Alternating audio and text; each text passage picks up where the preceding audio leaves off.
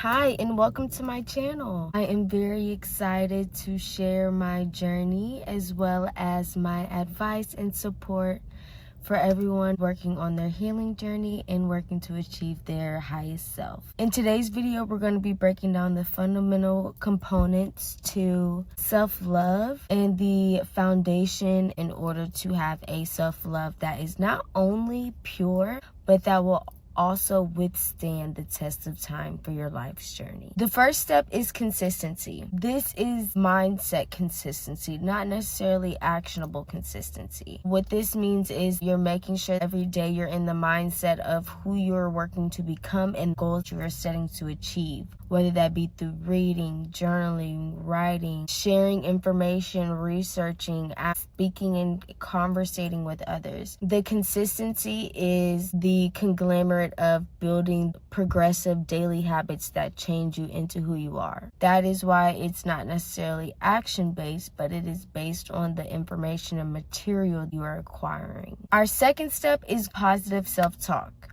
No one is perfect. We are human. We have to speak to ourselves in a way that motivates us to continue throughout our hardship. Nobody is going to speak life into you like you will. You have to be your biggest advocate in this journey, especially when you're working to achieve self-love. Allow your imperfections to guide you and not to define you. See where your weaknesses are and where you have opportunity to grow. See where your strengths are and the ways that you have the opportunity to help others and support yourself and others with those strengths. For our third step, it's discipline.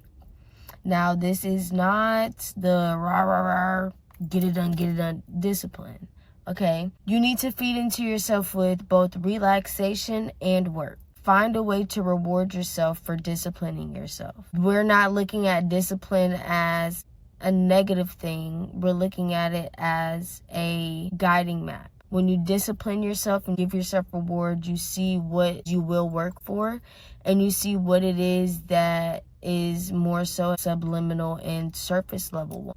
Something that doesn't necessarily serve your highest self, but something that serves you now. Through that discipline, you're able to ask yourself, what am I doing with my free time? Am I using this free time to discipline myself and caring for myself better, whether it be my health, my hygiene, my physicality, and my strength? Am I using this time to discipline myself and educating myself and learning about myself, learning about my traumas and triggers, learning about the goals I have set, how to work and implement the business that I'm wanting to build? You should have at least 2 things a day that contribute to your goal. This is where we bring back in consistency. These 2 things a day could be as easy as reading, and after you've read 30 pages, a chapter, you're now rewarding yourself with a video on YouTube that is non-educational.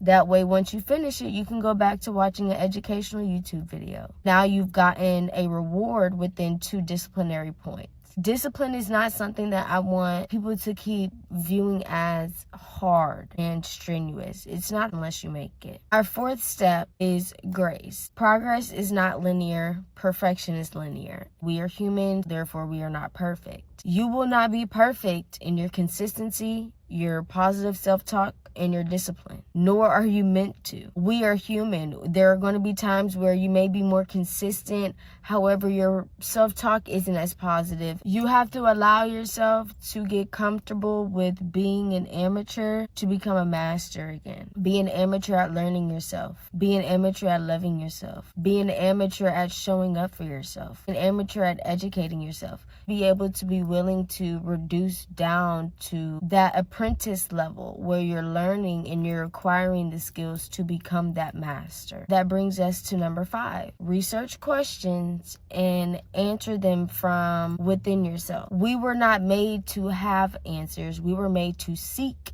answers. So learn to ask questions about your emotions and your mental blocks. Learn to look internally to find the answers to those causes. Why am I procrastinating? It's not because I'm lazy. It's because I am fearful that I will fail. I don't have confidence. Why am I overeating? It's because I'm insecure and I feel like I don't have support, and eating makes me soothe and feel like I am supporting myself and my wants. Those are just examples, but ask yourself those questions and look for those answers. Learn how to change the behaviors to what you want them to be instead. Utilizing these 5 steps as the foundation for your self-love journey and healing will turn you into a person that you do not recognize in a time frame in which you thought was impossible.